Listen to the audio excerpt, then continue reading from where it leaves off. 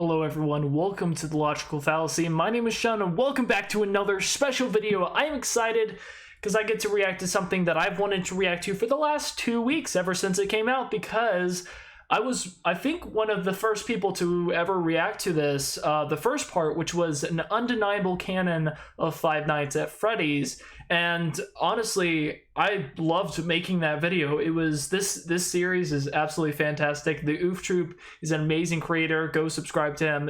He's absolutely fantastic as a creator, and I'm really excited about reacting to this because I know a lot of work went into this, many months.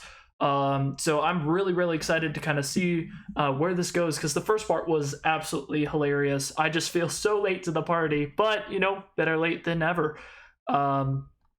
as they say. Hopefully that's true. Let's get into it. Hello again.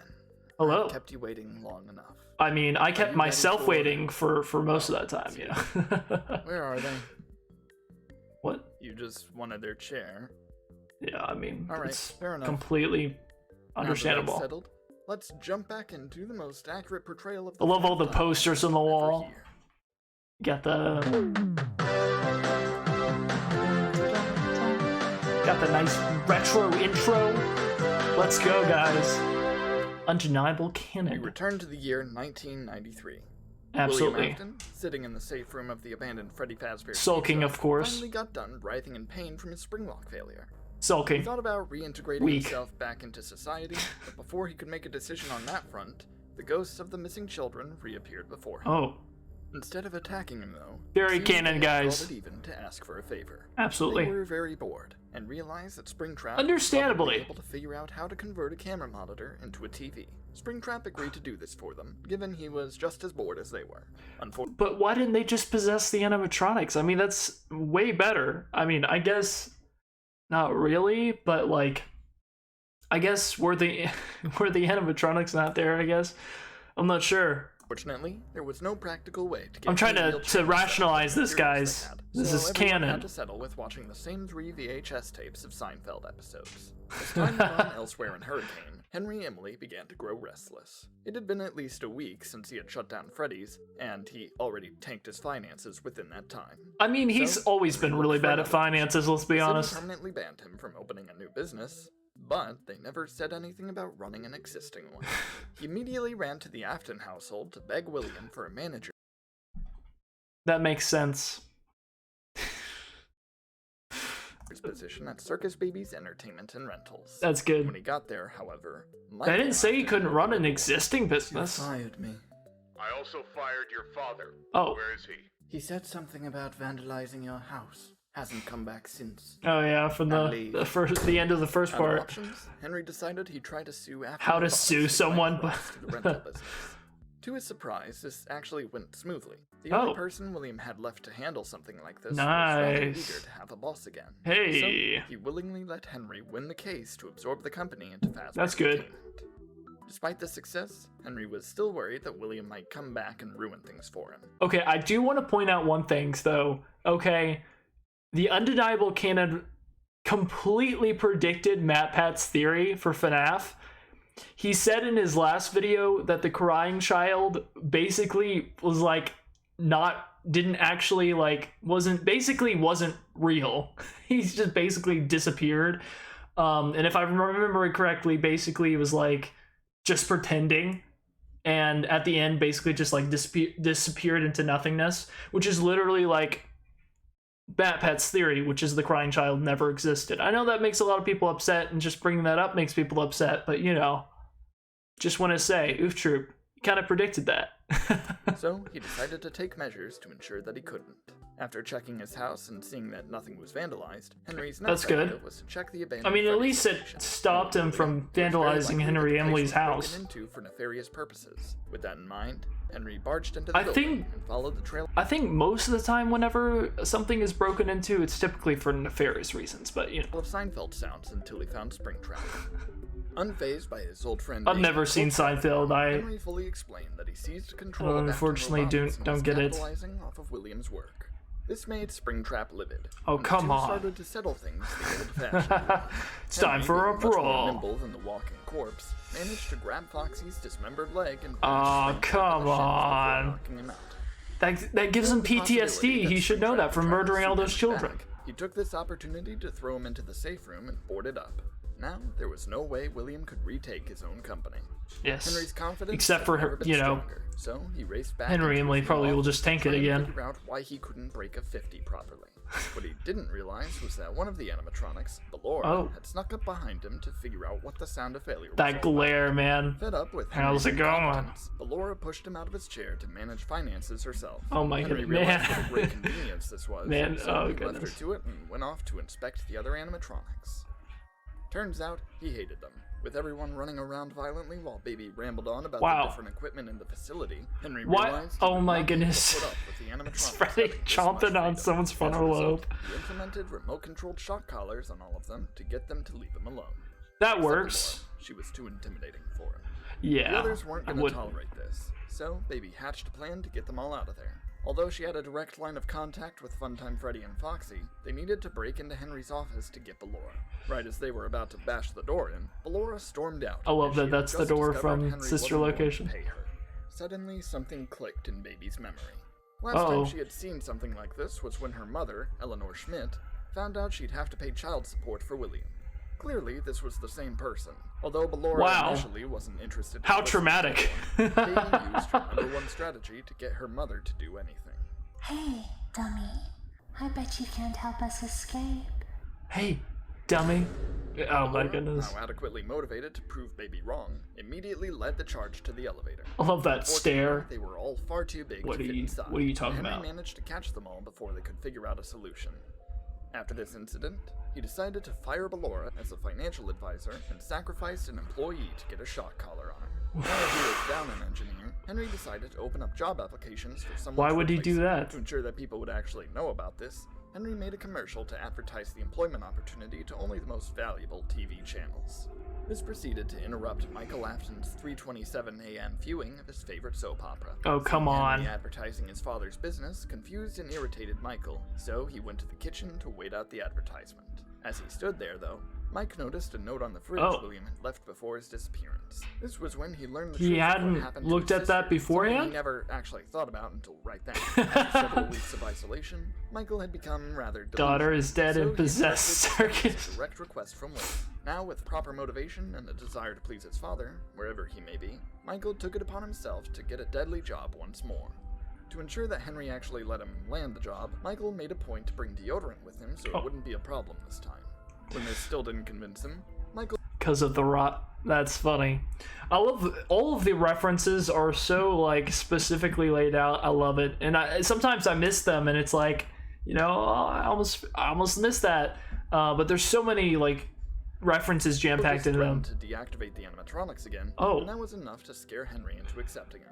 Absolutely. Meanwhile, the Funtime animatronics began growing restless. Hey, how's it going? Afton had apparently left them to be stuck under Henry's management. They began holding it against him and agreed to take revenge if he ever came back. Well, that's understandable. At the facility on his first night, Baby took immediate notice that he looked similar enough to William that it was probably the same person. Absolutely. After thinking about how to take advantage of the situation, she hatched an elaborate scheme to both escape and greatly inconvenience William. Ballora, of course, was completely on board with this plan. Any effort to spite her ex-husband was worthwhile in her eyes, so there was no issue there. Funtime Foxy Here we go, guys. To assist in this plan as well. I love that slow knowledge that he only existed to be hand. To the other animatronics. That's great. Lastly, Funtime Freddy agreed to the plan not out of an existing grudge or anything, but just because it sounded like a pretty fun time. I mean, hey, the next night, grudges are sometimes fun. The mission was underway. First, Baby sent out her Biddy Babs to figure out how Biddy tall Babs. William was. Instead, they just wanted to chew on him, so she intervened and helped him hide under the desk until they got bored.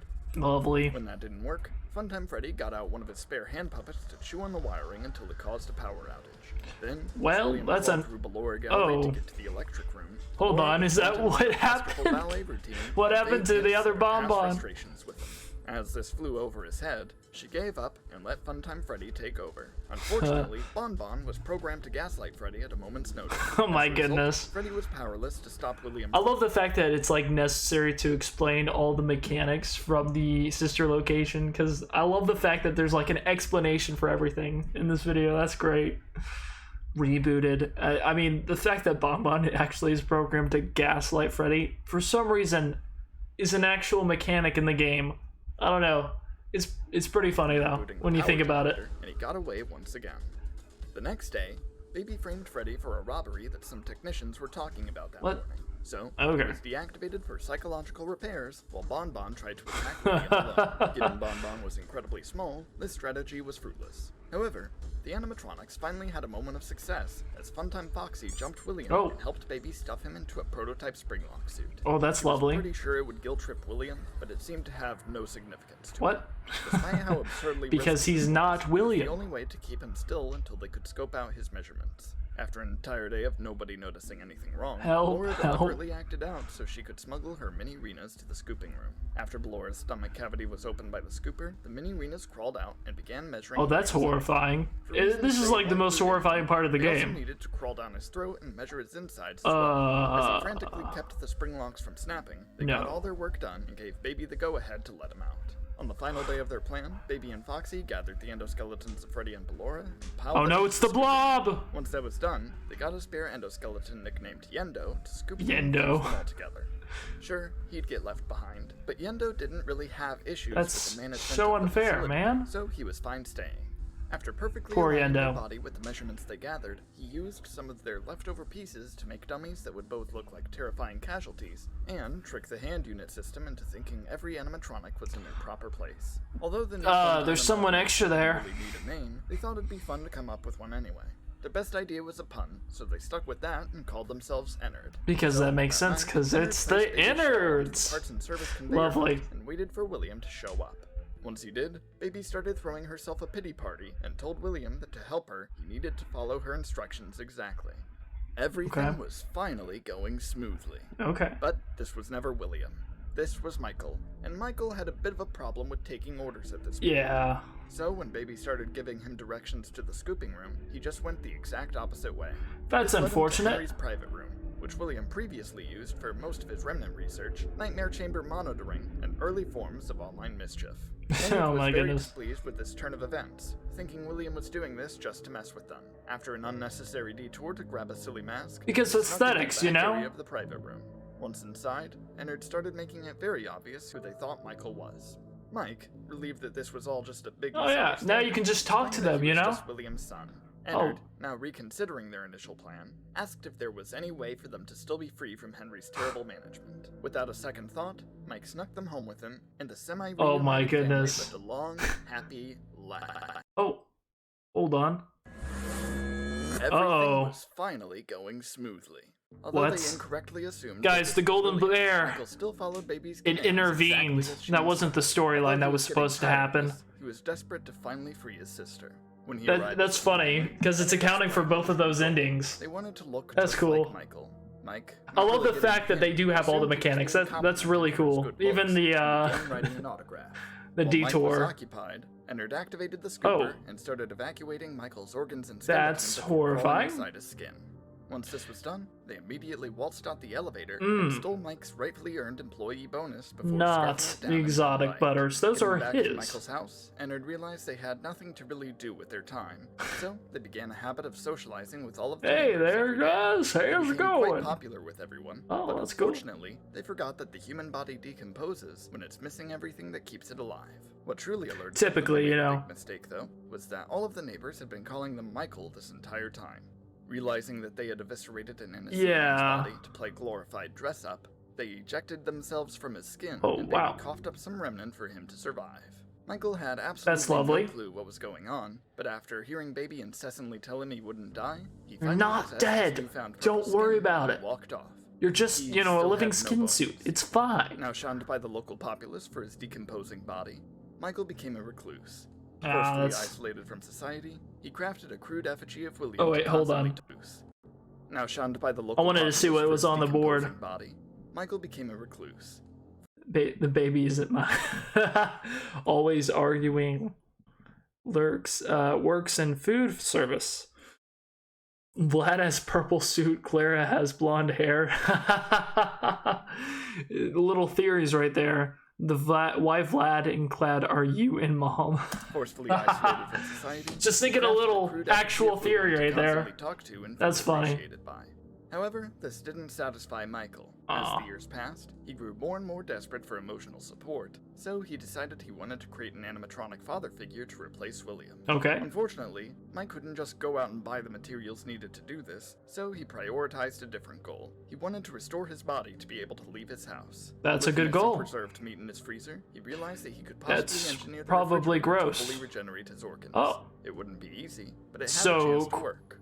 By the basically- arrival of the millennium, Henry shut down Fazbear Entertainment for What's good. it called? Ever since the animatronics escaped, when you freeze yourself. Henry had to resort to utilizing the Cryologically animatronics as frozen or replacements. something like that. Sadly, Circus Baby's entertainment and rentals just couldn't garner the appeal it once had without the original fun times. Yeah, By it's the time probably Henry finally not gonna rebranded the work with that company as the monstrosity. Freddy World and made somewhat competent replacements for the fun times, it was already too late.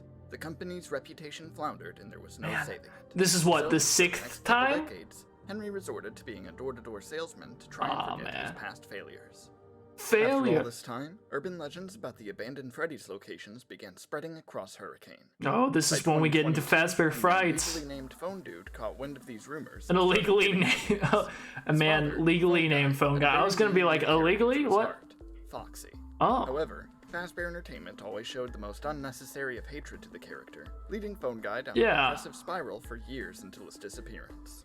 Phone Dude That's knew what sad. he had to do. He needed to avenge his father and assassinate the founders of the company for treating Foxy Oh, so poorly. wow. To his amazement, Henry showed up at his So door this one is day like trying the to son solve of some old the cancer original quickly. phone guy? This Or was is this perfect. just phone On guy? the spot, Phone Dude told Henry his grand vision for a horror attraction based on Freddy's, and Hey. invited him to play the part of the helpless security It's pretty cool. guard. Henry, Oh delighted my at the goodness. idea of finally invited him You to have play the phone part of the guy helpless and phone security dude in the guard. background. That's Henry, great. Delighted at the idea of finally making money Also again, sad, happily you know. agreed to relive his traumatic past for a Fortnite. quick buck. With that, they stayed in contact while Phone Dude prepared his master plan. After striking a deal with Also, him is Phone Dude like a Nokia phone?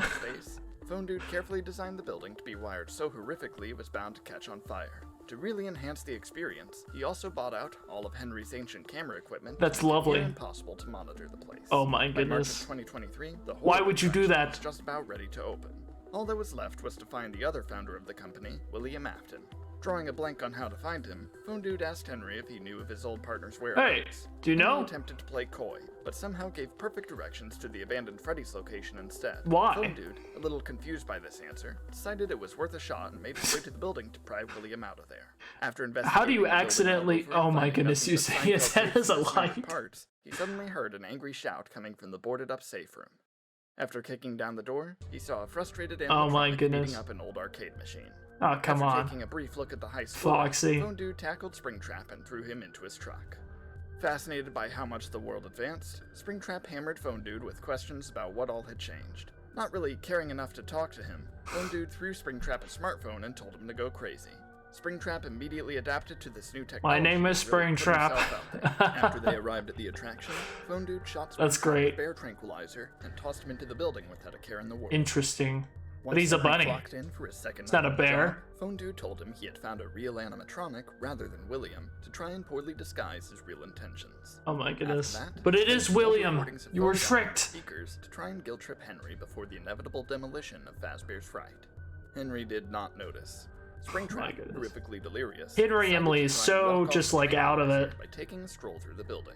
Tripping over several knickknacks from his old restaurants, began to reminisce about his creations Aw. so much that they appeared before him as phantoms. Wow. He wasn't too happy with the selection of characters that appeared, but after ripping Yeah. off Foxy's hook, he decided to leave well enough alone.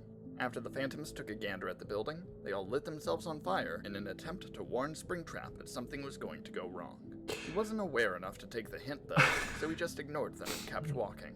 As I they think I approached would the be very office, concerned he was about suddenly that. shocked into furious lucidity with just one glance at the man behind the window. Oh, Springtrap's swelling It's rage over Henry. being trapped in the safe room playing Pack-and-Pal for 30 years was enough for him to wage war against Henry. Oh, Henry, that's- however, I love hadn't the even fact that noticed they're, like- Springtrap standing even though this has like the simplistic kind of like, well, not simplistic, it's not simple at all, but like kind of this more almost papery kind of feel to the animation. I love the fact that there's like these like certain panels that are just like these kind of actually horrific, really well drawn, and all of it's well drawn. I'm not saying any of that. I'm more just pointing out the fact that like That panel right This there. was enough for him to wage war against That's cool. Henry, however, hadn't even noticed Springtrap standing. It just puts all the you see all the effort that was put into this. Hallucinating dreams of animatronics and janitors phasing through walls to give ghosts cake. By Oh the my time goodness. he jolted back to consciousness, the Phantoms had been bribed to Springtrap's cause and started a full assault on all the attraction's equipment. That's not Luckily, good. Henry was great at rebooting things that should have stopped operating already, Oh so my this God. was no problem.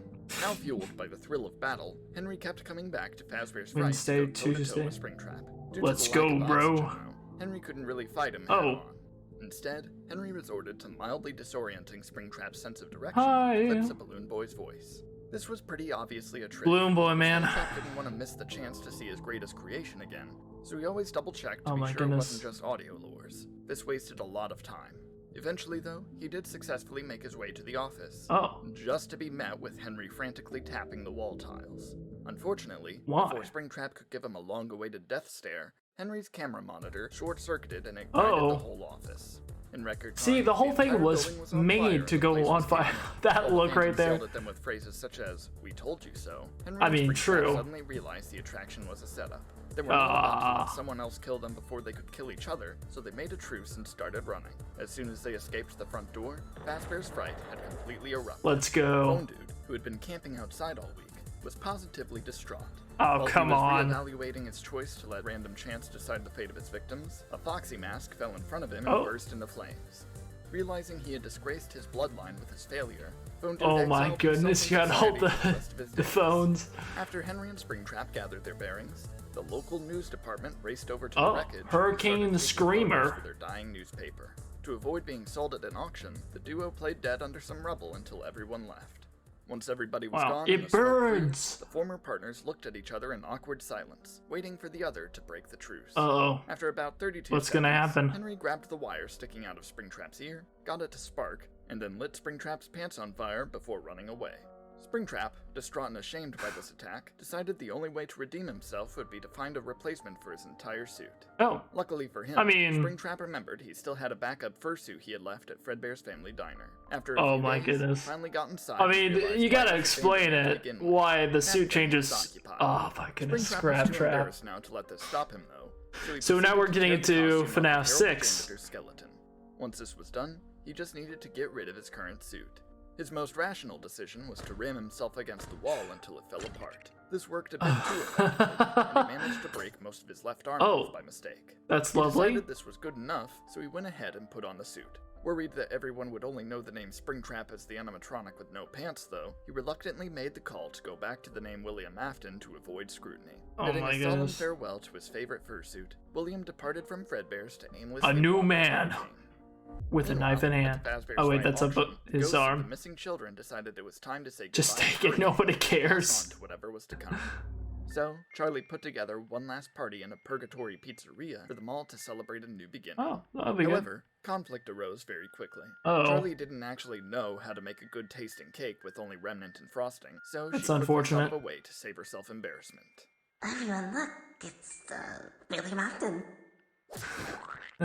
Insulted by what they assumed was a rude prank, all of the children ditched Charlie to go back to haunting Hurricane. Oh my Cassidy goodness. decided to reconvene with Andrew, who was just chilling at the rejects table wearing an alligator Hey there, mask. Andrew. She immediately ripped it off his face and told him to hop onto her shoulders. Once he agreed, they went back to terrorizing Hurricane as their ghostly fusion body, Golden Freddy.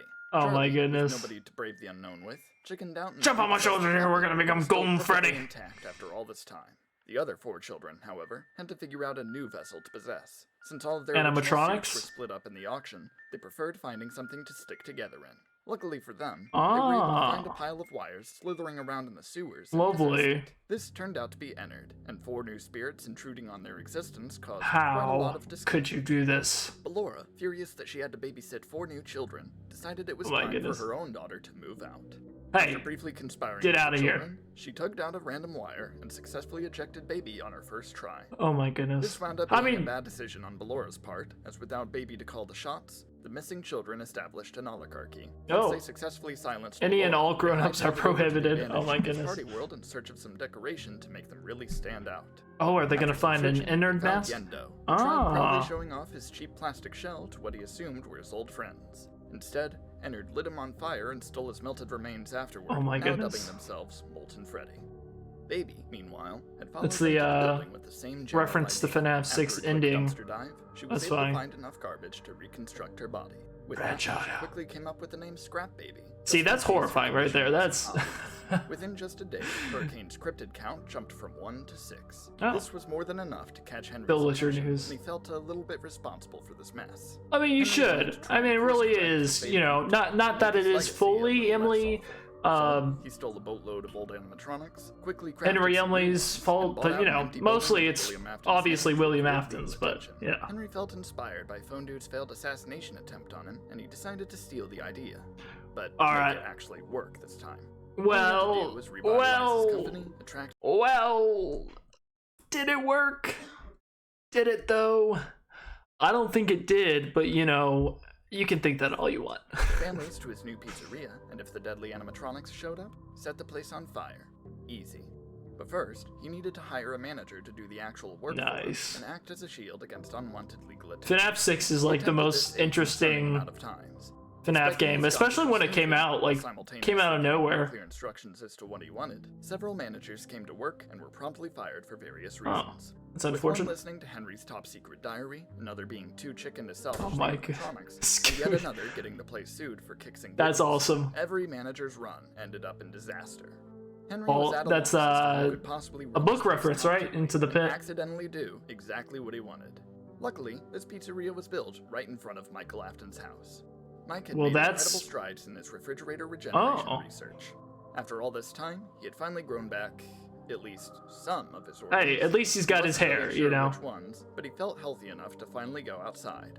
With a promising job opportunity right at his doorstep, he excitedly signed on to become the manager of Let's Freddy's Upstairs go. Pizza Place. I'm sure this won't end Building, terribly. having been horrendously downsized after all of the managerial failures that preceded Mike's arrival, was nothing more than a small shack with nothing inside. Well, you gotta put some Mike was stuff blessed there, with you the know? Afton genes of incredible financial literacy. Oh. Every day, he restored a portion of the restaurant to its former glory.